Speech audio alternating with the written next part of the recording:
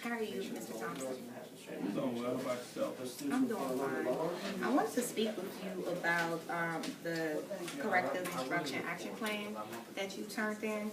And I noticed that the way how you group your kids, how you have like the students that were basic all in one group, the proficient and advanced all in one group. So how did you come about grouping your kids? I looked at the data from DC Cast data. And I just looked at the cut scores that Mr. Johnson sent. So I grouped the red kids as basic and below basic, the kids that are yellow and as proficient, and the kids that are green and advanced. So I just grouped them, and I put the low kids all in one group, kids in the middle, the proficient kids all in one group, and I put the kids that were advanced in one group. Okay, so what are you doing in those groups to push your students? Let's just focus on the basic students. What are you doing in your classroom to push those students to become proficient or advanced? Just pretty much just going over the same thing over and over again. They're so low that I have to like try to get them to at least come up to grade level. So like we're working on like multiplication, division, and they're weak in math too. So they're weak in like subtraction. So really doing like a lot of remedial stuff. So it's kind of hard to really push them to another level because they don't really get it. Okay, well, I understand what you're saying, but what you're doing with those group of kids, how do you think that is working towards our vision on focusing on all student growth? Because by you just doing remedial skills with them, is that really helping working towards our vision as far as the basic students? But you have an advocacy tone. It is though, because I have like the higher groups, and they're doing their work, and then the middle group, and they're doing their work, and the lower kids, they're doing their work. They just don't test it. I don't know what it is.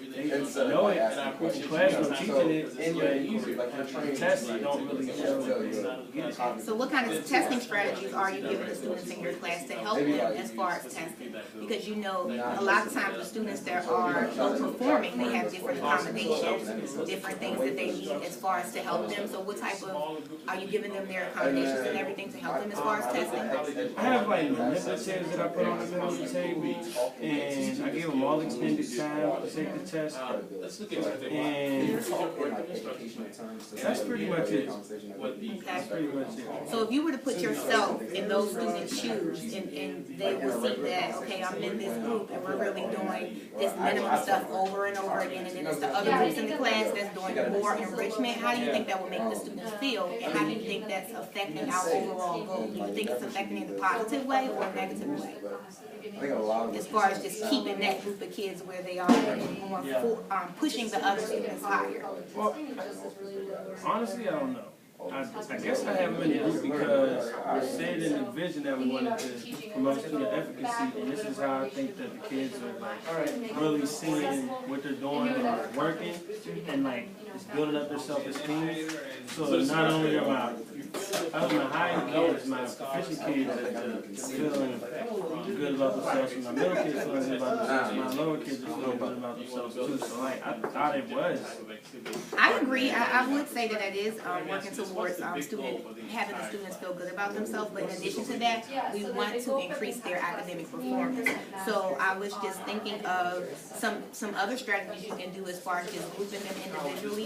You can group some of your low kids with your advanced kids and have their peer work together. Because a lot of times kids may not understand how the teacher approach, they understand each other.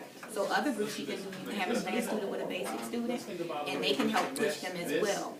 Because we want to get them all at the same level, even though they start from different levels, but our ultimate goal is for all of them to excel. So we can do that. You can also, are you doing one-on-one instruction with them? I'm doing one-on-one. It almost seems like it's hard to do one-on-one because when I'm looking at my data, my classroom data, a lot of them are failing. So like if 7 out of 12 of my below basic students are failing, then I'm like teaching a small group. but are they failing in all skills? Like, is it 0% failing, or they have strengths and weaknesses across the data? Because you can group them according to their strengths and weaknesses. They have strengths and weaknesses. I just really look at it like Phrases that I should. if you got Oh, like wait, no, because there was no phrase. 60% or below on the assessment indicators.